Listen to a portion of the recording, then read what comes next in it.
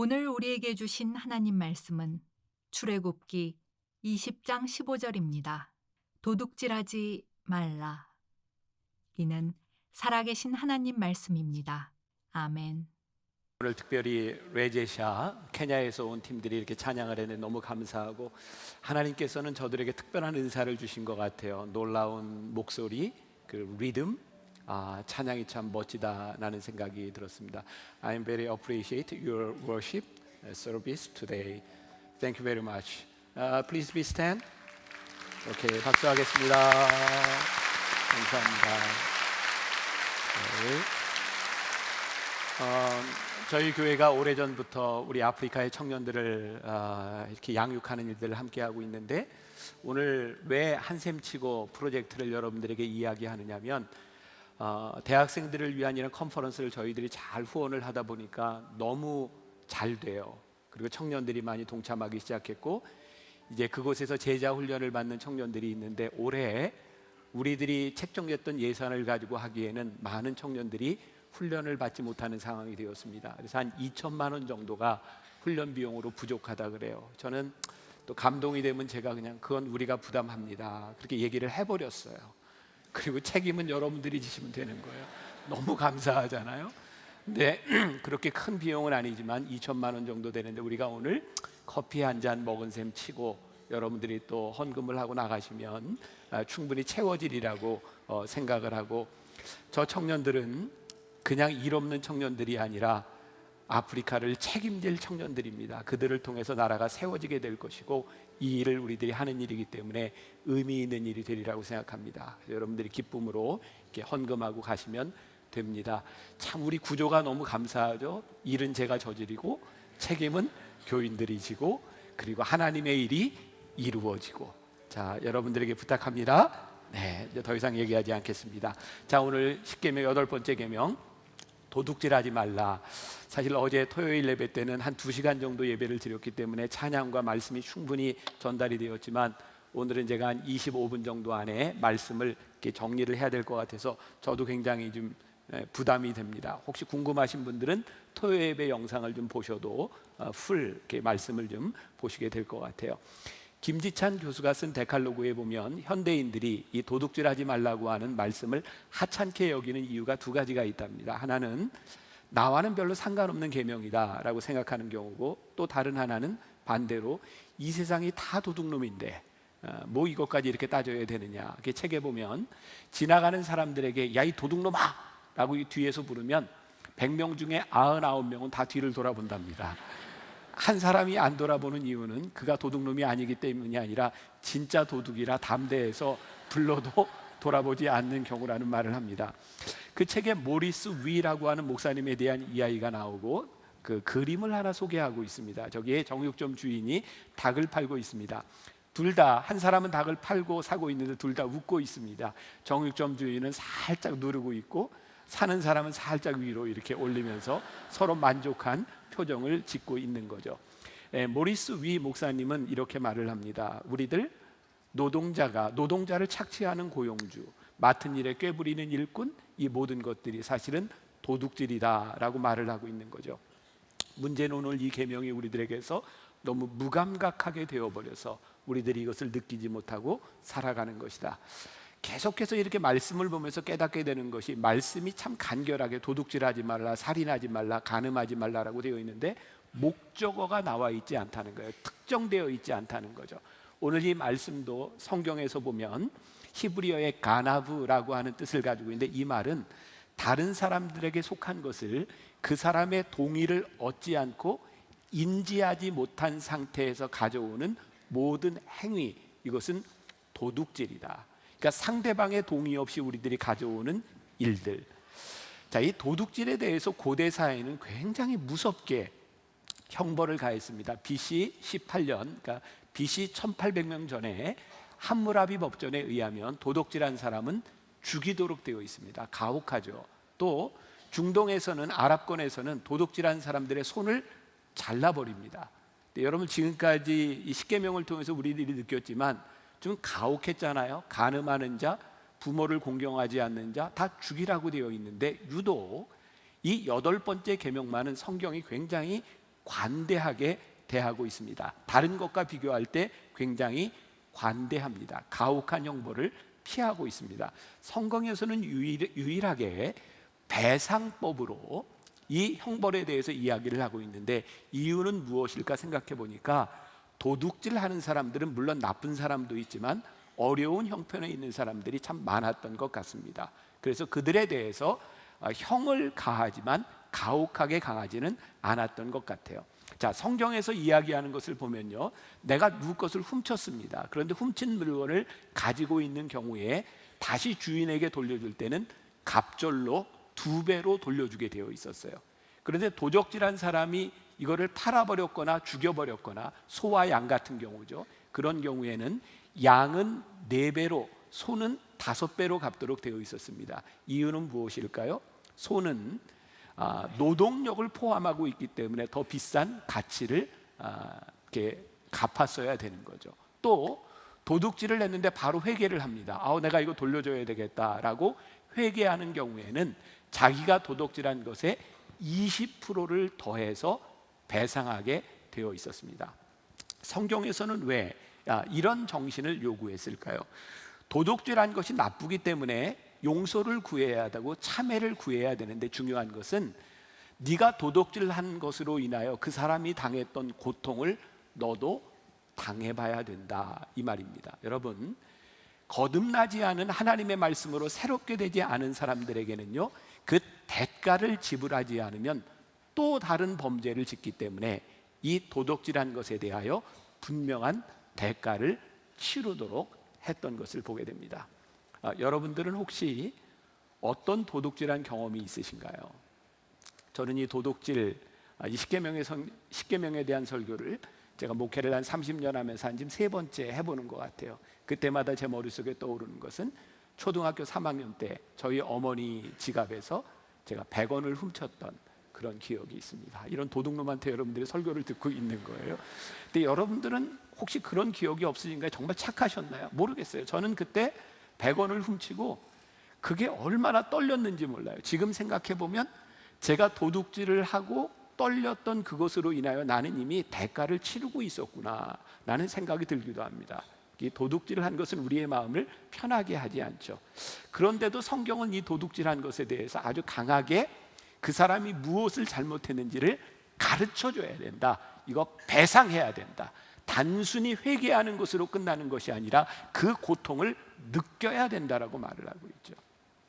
제가 요즘 참 감사한 건 우리 아이가 군대가 있어서 이 설교를 못 듣기 때문에 요즘 제가 편안하게 이야기를 합니다. 그전에는 한번 우리 아이 얘기를 하려면 이놈이 한번 예화하면 5만 원을 달라, 또 뭐 이렇게 얘기하면 교회를 옮긴다, 막 이래서 힘들었는데 훈련 가서 못 듣고 있어서 다행입니다. 이놈이 초등학교 1학년 때니까 20년 전이었던 것 같아요.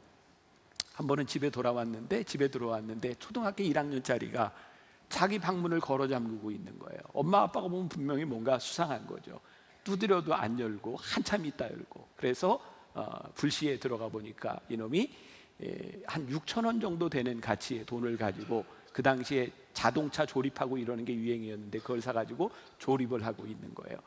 그래서 엄마가 물었던 거죠. 너 이거 돈 어디서 났어? 그랬더니 이놈이 하는 이야기가 방에 떨어져 있는 돈을 가지고 주워서 그거를 사왔다는 거예요. 그때 엄마 아빠들은 늘 하는 얘기죠. 엄마 아빠는 다 알아. 솔직히 얘기해. 엄마 아빠는 다 알아. 그랬더니 사실은 아빠 지갑에서 그 돈을 빼서 이걸 샀다는 거예요. 뭐 그 과정이 있지만, 그때 제가 우리 아이를요, 그 플라스틱 야구방망이로 3대를 때렸던 기억은, 아주 세게 때렸습니다. 때리고 났더니 퍼렇고 뻘겋게 엉덩이에 자죽이 3개가 명확하게 났어요. 제가 무지하게 세게 때렸습니다.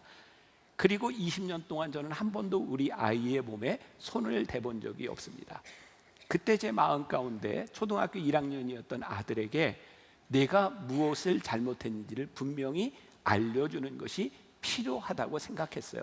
저는 지금도 그때 아이를 때렸던 것에 대하여 모르겠어요. 요즘 사람 기준으로 제가 차일드 어뷰즈를 했는지 뭐 이렇게 누가 고소를 할지 모르겠지만, 공소시효가 지났기 때문에, 20년이 지났기 때문에 제가 하는 이야기인데, 성경에서 왜 자식을 때로 채찍으로 또 자식을 때리며 교육하라고 했는가라고 하는 것은 자식이 믿기 때문이 아니라 그 자식이 무엇을 잘못했는지 마음에 새겨줘야 그 자식이 크면서 그 잘못을 저지르지 않는다고 말씀하는 것은 아닐까. 그래서 오늘 이 도둑질하지 말라고 하는 이 계명 가운데서 하나님은 우리들의 습성을 바꿔놓고 우리들의 삶을 바꾸어 놓는 것을 목적하며 우리들에게 이 말씀을 하고 있다는 거죠.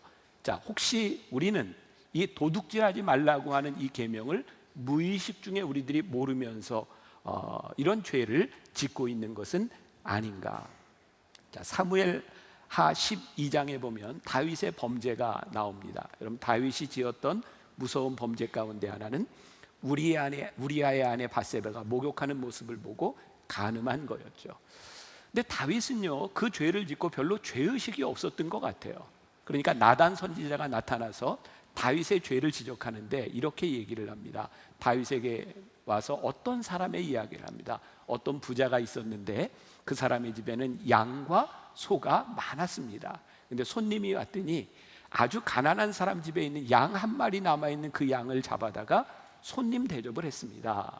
다윗이 그 얘기를 듣고 분개합니다. 그래서 뭐라고 얘기해요? 당장 그놈에게 4배나 갚도록 해라. 자, 이제 생각이 나는 거죠. 남의 양을 훔쳤을 경우에는 4배나 갚도록 해라. 그런 법이 있었던 거예요. 그러니까 다윗이 화가 나서 4배나 갚도록 해라 라고 했더니 나단이 얘기합니다. 그 사람이 당신입니다. 근데 다윗은 그 무서운 죄를 짓고 왜 자신이 그런 죄를 지었다고 하는 것을 인식하지 못했을까요?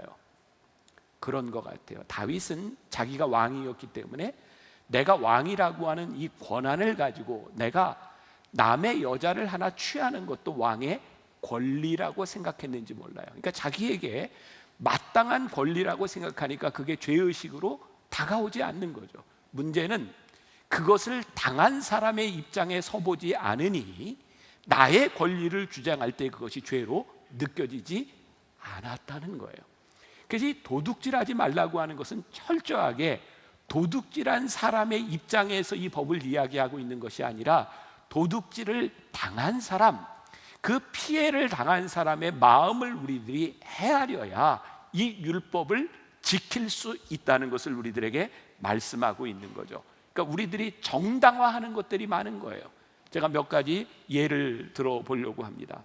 여러분, 우리들이 물건을 살 때 우리들은 되게 싼 물건을 찾습니다. 그런데 똑같은 제품에 터무니없이 싼 물건들이 있습니다. 대개 그 물건들은 누군가가 훔쳐와서 파는 경우일 때가 많습니다. 그런데 우리는 싸게 샀다고 하는 것에 대해서 그 싼 물건을 별로 죄의식 없이 싸게 살 경우가 있습니다. 성경은 우리들에게 이렇게 말씀합니다.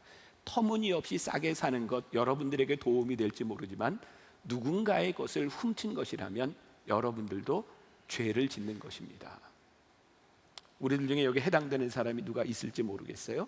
또 발견한 사람이 주인이라고 생각하는 경우도 있는 것 같아요. 저는 가끔 그런 상상을 합니다. 내가 길을 가다가 지갑에 돈을 주었어요. 1억 좀 주었다고 생각해 봅시다. 여러분들에게 물어볼게요. 여러분 1억 좀 주우면 여러분들 그거 자기가 갖습니까? 주인에게 돌려줍니까? 아마 여기 예배드리는 분들 중에 대부분 99.9%는 주인에게 돌려준다 이렇게 생각할 것 같아요. 네. 네. 저도 그럴 것 같아요. 저는 진짜 돈을 주었으면 분명히 돌려줄 것 같아요.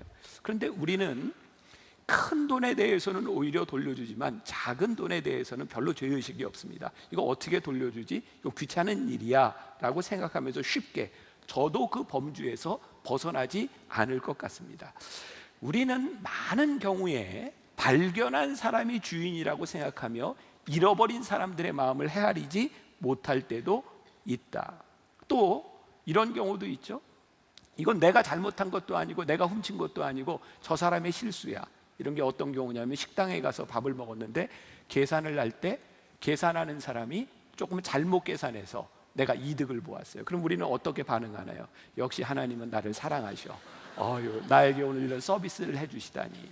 그래서 우리들이 다른 사람의 실수를 우리들이 자연스럽게 받아들이는 경우가 있는데 성경은 그것도 도둑질이다. 왜? 그것으로 인하여 누군가 손해를 보고 있기 때문이다. 또 하나 이런 경우죠. 이건 미국에서 있었던 일인데요. 현금 수송차가 고속도로를 달리다가 이렇게 하이웨이 밑으로 떨어지게 되었어요. 그리고 거기에 있던 현금이 다 날리게 되었습니다. 그런데 그 동네가 빈민가였어요. 이 현금차에서 이렇게 떨어진 그 돈을요, 사람들이 다 주워갔는데 아무도 가져오는 사람이 없었습니다. 그 책에서는 이렇게 이야기를 하죠. 그들은 가난한 사람들이었기 때문에 이것은 하나님이 우리들에게 주신 선물이다 생각하고 가져갔다는 거예요. 자, 여러분, 이 도둑질은요, 우리들에게 그런 판단을 내리게 하기도, 우리들에게 그런 유혹이 되기도 합니다. 이것이 정말 하나님의 선물인지 아니면 유혹인지. 내 것이 아닌 것이 불의한 일로 우리들에게 다가올 때 그것은 선물이 아니라 유혹인 경우가 참 많습니다. 우리들이 하나님 안에서 이것을 구별하지 않으면 우리들은 도둑질하면서 하나님의 선물이라고 우리를 정당화할 때도 많이 있다는 거죠. 또 하나 예를 들어볼까요? 우리들은 다른 사람에게 피해가 되지 않으면 우리들이 이 이익을 가져도 마땅하다라고 생각하는 경우들, 대개 교통사고가 났을 때 보험을 받아내는 거죠. 가짜 환자로 입원을 하기도 하는 거죠.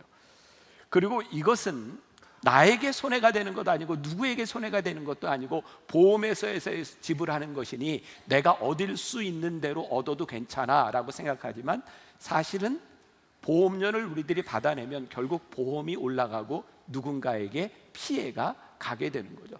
이런 이야기를 한없이 알 수 있는 거예요. 제가 이 십계명에 대한 말씀을 나누며 여러분들에게 그런 얘기를 계속합니다. 제가 이 말씀을 여러분들과 나누고 준비하면서 드는 생각인 거예요. 진짜 하나님의 말씀이 이 세상 가운데서 다시 실현되고 하나님의 말씀이 우리 가운데서 역사하는 것이 소망이구나. 우리들이 이 말씀이 우리들에게 적용될 때 이 사회가 변하고 우리들의 관계들이 변하는 것이지, 정말 이기적인 이 사회 가운데서 이 하나님의 말씀이 사라진다면 우리는 결국 누군가에게 피해를 주고 누군가를 힘들게 하며 살아갈 수밖에 없는 일이구나. 여러분, 우리들은 쉽게 그렇게 하죠. 예전에 남의 전기가 가는 거 전기 끌어쓰기도 하고, TV에 들어가는 선을 우리들이 끌어쓰기도 하고, 인터넷 선을 끌어쓰기도 하고, 우리는 그동안 불법 복제된 프로그램들을 많이 쓰기도 시작했어요. 저희 교회는 참 오래전부터 저희 교회에 있는 모든 소프트웨어를 정품으로 다 사도록 했어요. 처음에 그것을 바꿀 때 한 번에 바꾸는데 소프트웨어 비용만 4천만 원 이상이 들어갔어요. 굉장히 큰 돈이었어요. 그런데 그 당시에 제가 십계명 설교를 준비하면서 이거 도둑질하는 것이다라는 생각이 들었어요. 누군가가 힘들어 만든 이 일들을 누군가 불법으로 복제하는 일, 이거 도둑질하는 일이다. 여러분, 이 사회가 정당하게 가기 위하여 내가 손해를 보는 것 같지만 이것이 정직한 일이라면, 우리가 이득을 얻는 것 같지만 이것이 도둑질하는 것이라면, 우리들이 하나님 앞에서 정당하게 보기 시작할 때 이 사회가, 이 세상이 바뀔 수 있는 것이죠. 성경은 또 우리들에게 이야기합니다. 여러분, 도둑질은 단순히 남의 것을 훔치는 그런 것을 넘어서서 불로소득도 도둑질하는 것입니다. 제가 가끔 그런 이야기하죠. 예수 믿는 사람들 로또 사지 마시라고. 여러분, 예수 믿는 사람들 복권 사지 마시라고. 그거 도둑질이라고. 왠지 아세요? 복권에 당첨되는 순간 그것은 정당한 노동의 대가가 아니라 모든 사람들이 잃어버린 돈을 내가 가져오는 것이기 때문에 이게 정당한 일이 아니라고. 여러분, 우리들이 성경 앞에서 우리 믿는 사람들의 가치가 세워지면 우리들이 해야 될 일들이 분명해지는 거죠. 성경은 이야기합니다. 뇌물을 바치는 것, 그거 도둑질하는 일이다. 왜? 정당하지 못한 재물을 통하여, 뇌물을 통하여 우리들이 더 많은 것을 얻는 것은 도둑질하는 것이다. 성경은 또 무섭게 부정직한 상거래에 대해서 말씀하고 있어요. 그거 도둑질하는 것이다. 성경은 고리대금에 대해서 이거 도둑질이라고 말씀하고 있고 무섭게 질책하고 있어요. 제가 또 그런 생각을, 전 참 비현실적인 생각을 하고, 저는 목사니까 이런 이야기를 한다고 해도 어쩔 수 없지만, 우리가 사는 세상에 금리라는 게 있어요. 보통 사람들이 대개 받는 금리가 있고, 또 보편적으로 받는, 누군가에게 전세를 주고 월세를 받고 정당한 일들이 있습니다. 그런데요, 저는 우리가 예수를 믿기 때문에 정당함을 조금 더 넘어서는 삶을 살아갈 수 없을까? 제가 이상주의자라고 생각할지 모르지만 내가 살아갈 수 있는 여유가 있다면 내가 누군가에게 월세를 주고 전세를 주고 누군가에게 빌려줄 때 보편적인 기준보다 조금 덜 받아도 내가 살 수 있다면 내가 하나님을 믿는 사람이기 때문에 하나님의 마음으로 조금 덜 받아주세요. 우리 그렇게 살 수 없을까요? 우리가 이 세상을 거스르는, 이 세상의 가치를 거스르는 하나님의 말씀이 우리들 가운데 있어서 도둑질하지 말라고 하는 말씀이 단순히 남의 것을 훔치는 것에 대한 그런 차원의 문제가 아니라 어렵고 힘든 사람의 마음을 너희들이 헤아려라, 그것이 하나님의 마음이라면 우리들이 이 세상에서 살아가는 가치가 달라질 수 있지 않겠습니까? 그래서 저는 하나님의 말씀이 살아있을 때 그것이 소망이 되고 하나님의 말씀이 우리들에게 생명이 된다고 하는 것은 이 세상의 가치를 넘어서는 것이기 때문이 아닐까. 또 성경은 11조와 헌물을 드리지 않는 게 도둑질이라고 말씀하는 거예요. 여러분들 11조 헌금 이런 얘기 들으면 참 마음이 불편하지 않아요? 그런데요, 저는 목회를 하면서 그런 생각을 해요. 언제부터인가 사람들이 그런 이야기를, 11조는 구약의 산물이고 교회에서 11조를 하라고 하는 말은 교회에서 배를 불리기 위한 일이다, 11조 하지 말라, 헌금하지 말라, 이런 이야기를 하는데 참 우리들이 불행한 시대에 우리들이 신앙생활을 하고 있다. 저는 교회가, 목회자가 강단에서 여러분 헌금하세요, 한샘 치고 헌금하세요, 11조 하세요 라고 하는 말이 부끄럽지 않고 그것이 하나님의 뜻으로 이 땅 위에 하나님의 나라를 이루는 일이 될 수 있도록 그 헌금이 쓰여질 수 있는 것이 축복인데, 우리들이 헌금 이야기를 제대로 하지 못하는 것 자체가 교회의 도둑질, 교회의 도둑놈이 생겼고 하나님의 것을 탐내는 자들이 생김으로 인하여 우리들이 정말 중요한 가치를 잃어버리고 사는 것이 아닌가. 성경에서 왜 11조를 하고 왜 성경에서 헌물을 드리라고 해요? 성경은요, 우리 소득의 11조를 하나님께 드리고 또 우리의 구제의 11조를 하나님께 드리라는 거예요. 왜? 그것을 가지고 어려운 사람을 도우라는 거예요. 교회가 교회 건물과 교회가 교회 일을 위해서 쓰기 위한 것이 아니라 하나님이 이 땅 위에 주신 하나님의 가치를 위하여 우리들의 소득이 쓰여질 수 있도록 우리들에게 말씀하고 있는 그 가치를 잃어버리는 것이 우리들에게 불행한 일이라. 어떤 교인이 제 아내한테 그런 이야기를 했대요. 저희가 이제 토요 예배를 시작한 지 한 5주쯤 됐는데 정말 초신자 처음 교회를 나오는 사람인데 그분이 그런 걱정을 했대요. 교회가 토요 예배를 드리면 문제가 생기지 않을까 그렇게 걱정을 했는데 그분이 이제 3부 예배를 나오게 된 거죠. 지금 2부 예배는 토요 예배를 드리면서 1부 예배를 안 드리다 보니까 지금 사람들이 너무 많아서 힘들어졌고 3부 예배는 조금 여유가 있어서 이제 토요 예배로 흡수가 됐어요. 근데 그분이 3부 예배 나왔는데 본인이 나왔을 때보다 교인이 줄은 거예요. 그분이 걱정이 된 거예요. 목사님이 토요 예배 얘기해서 교인이 줄었나 봐. 근데 그 주에 제가 한번 11조 얘기를 했던 것 같아요. 제가 헌금 얘기 안 하는 사람인데 집에 와서 목사님이 교인이 줄으니까 11조 얘기를 다 하네 하고 막 걱정을 했던 것 같아요. 너무 그런 거 아니에요. 저는 여러분들에게 헌금 얘기 별로 안 하는 사람이에요.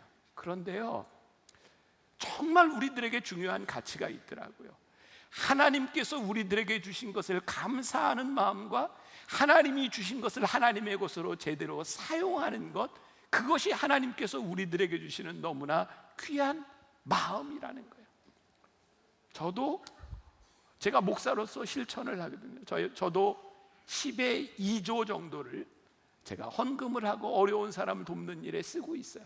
물론 여러분들은 저와 상황이 틀리다고 할 수 있어요. 그런데요, 하나님께서 우리들에게 주시는 축복은 뭔가 생각해 보니까 우리가 모으는 것에 있는 것이 아니라 하나님이 우리들에게 주신 것을 흘러가게 하는 것이 축복이라는 생각이 듭니다. 저 어렸을 때 생각이 나요.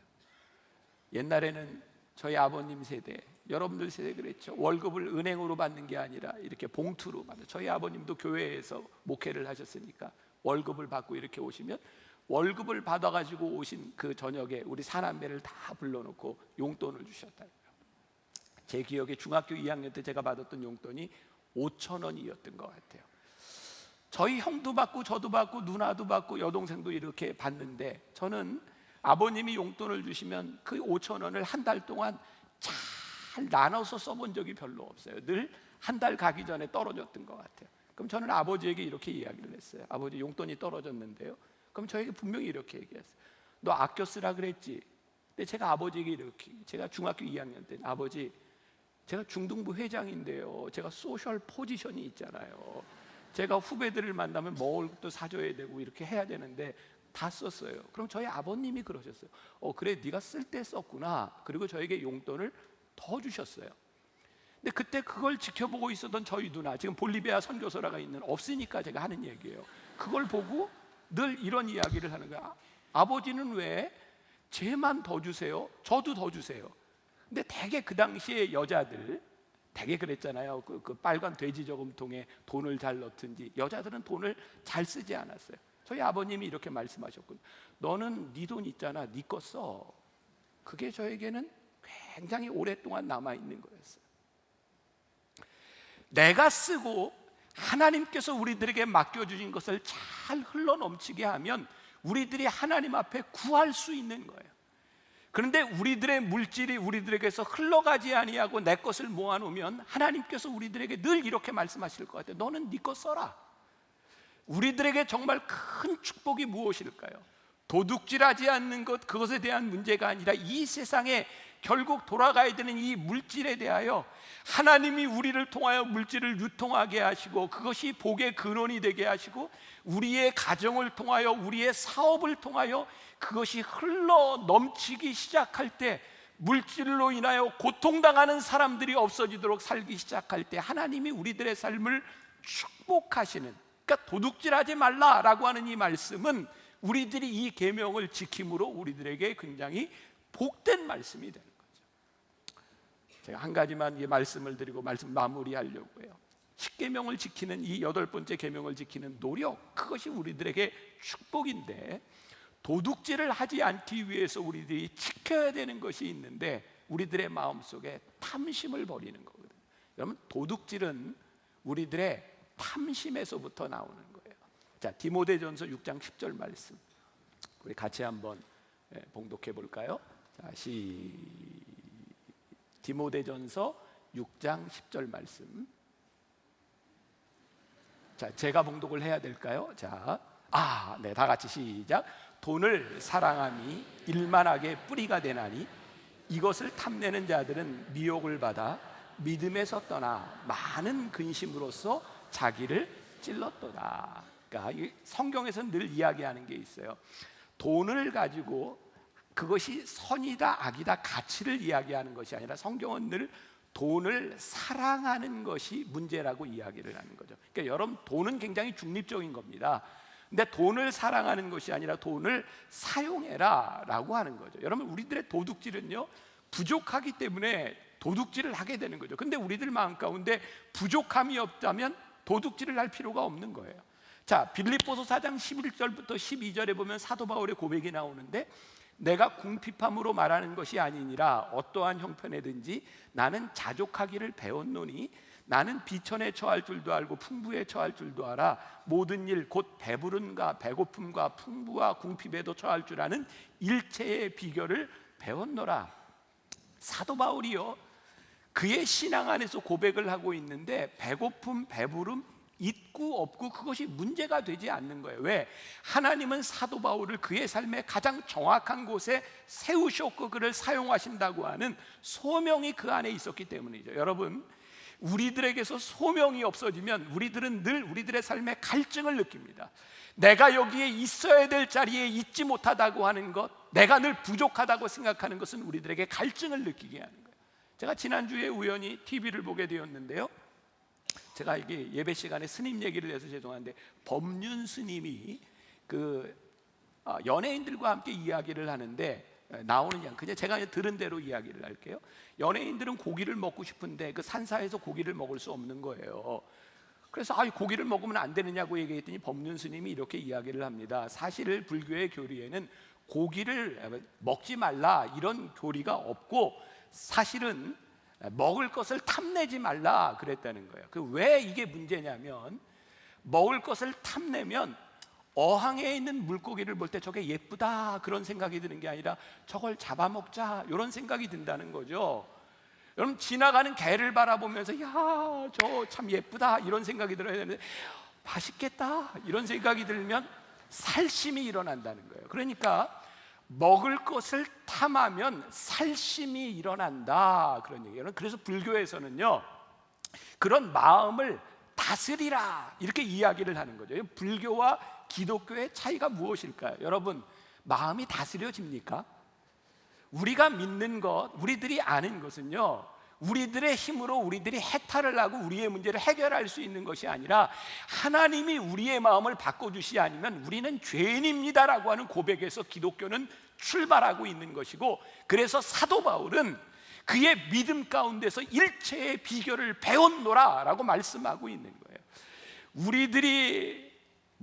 우리가 단순히 생각을 하고 해탈을 하는 것이 아니라 하나님의 말씀을 묵상할 때, 하나님의 말씀으로 훈련할 때, 하나님 앞에서 우리들이 기도하며 하나님 주시는 마음이 우리들 가운데 들어오고, 하나님이 우리를 부르시는 소명이 우리들 가운데 들어오기 시작할 때, 우리는 도둑질하지 말라가 아니라 하나님의 마음을 알고 살아가게 되는 거죠. 시간이 많이 지나가서 죄송해요. 한 가지 이야기만 하고 마칠게요. 김선주 목사님이 쓴 우리들의 작은 천국이라고 하는 책에 보면 그 교회에서 신앙생활을 시작한 한 신만이에 대한 이야기가 나옵니다. 여러분들, 신만이들이 이렇게 산에 올라가서 산삼을 발견하면 뭐라고 외치죠? 신봤다 외칩니다. 여러분, 왜 신봤다고 외치는지 아세요? 저는 이 책을 보면서 처음 알았어요. 신만이들이 신봤다라고 외치는 이유는요, 같이 산삼을 캐러 간 사람들이 많은데 내가 신봤다라고 말하는 순간, 내가 산삼을 발견했다 말하는 순간 이게 우리 것이다 라고 하는 것을 말하는 거랍니다. 그래서 산신령이 우리들에게 주었다, 그래서 자기 소유를 포기하는 것이 신봤다라는 뜻이랍니다.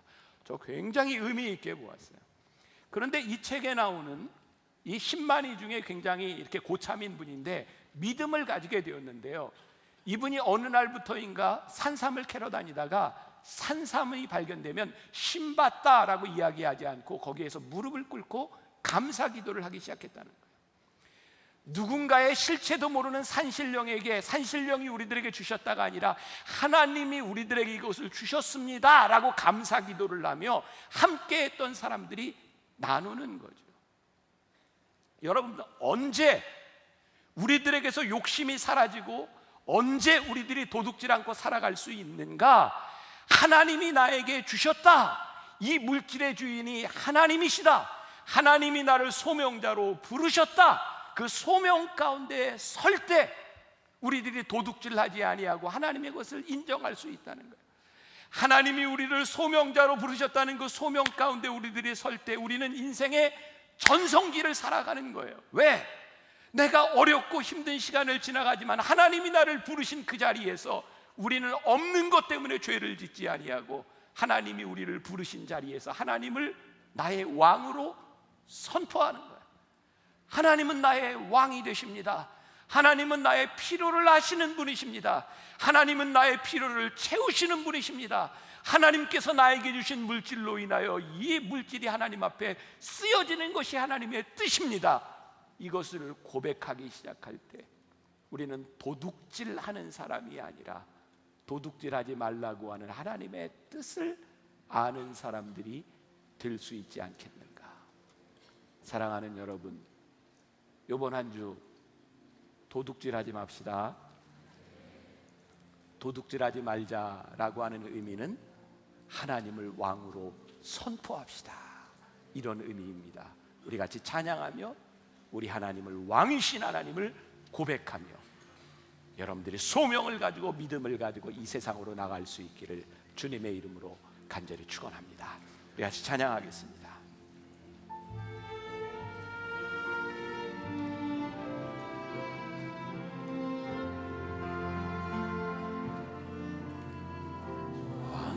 왕이신 나의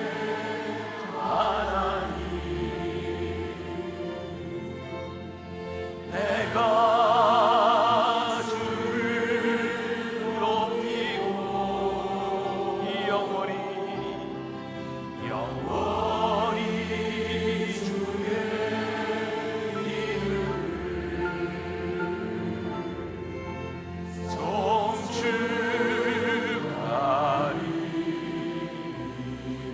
왕이신 나의 하나님, 우리 다 일어나서 선포합시다. 왕이신 나의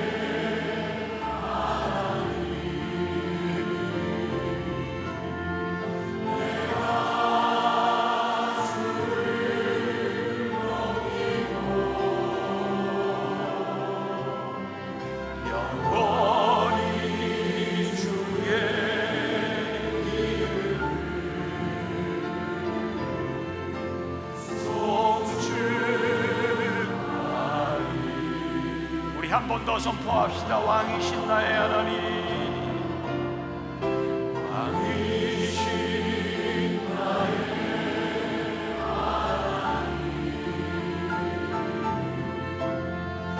내가 주를 높이고 이 어머니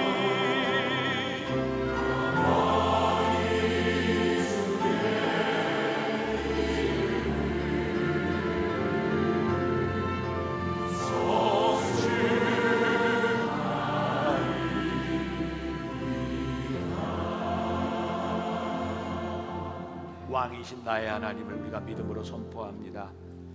도둑질하지 말라고 하는 이 말씀은 하나님의 것을 하나님의 것으로 인정하라고, 하나님의 마음이 어디에 있는지를 너희들이 알라고 우리들에게 주시는 말씀임을 우리들이 기억하며 나아갑니다. 때때로 우리들이 부족하다고 생각하는 것, 남의 것을 탐내는 것, 혹시 우리를 부르신 하나님의 마음을 잃어버리고 소명을 잃어버리고 살아가는 것은 아닌지, 하나님, 오늘도 하나님 앞에 하나님의 것을 온전히 구별한 사람들, 또 필요한 곳에 물질을 내어놓는 사람들, 하나님, 이들을 통하여 귀한 물질들이 잘 유통되게 하시고 하나님의 뜻이 이루어지게 하여 주옵시고, 하나님, 우리 만나 교회가 하나님의 주신 물질들을 잘 사용하며 하나님의 뜻을 나타내는 귀한 믿음의 공동체가 되도록 축복하여 주옵소서. 지금은 우리 주 예수 그리스도의 은혜와 하나님 아버지의 무한하신 사랑과 성령의 인도하심이 하나님을 나의 왕으로 고백하며 이 세상으로 나가는 당신의 사랑하는 모든 백성들 위해 지금부터 영원까지 함께 하시기를 간절히 축원하옵나이다. 아멘.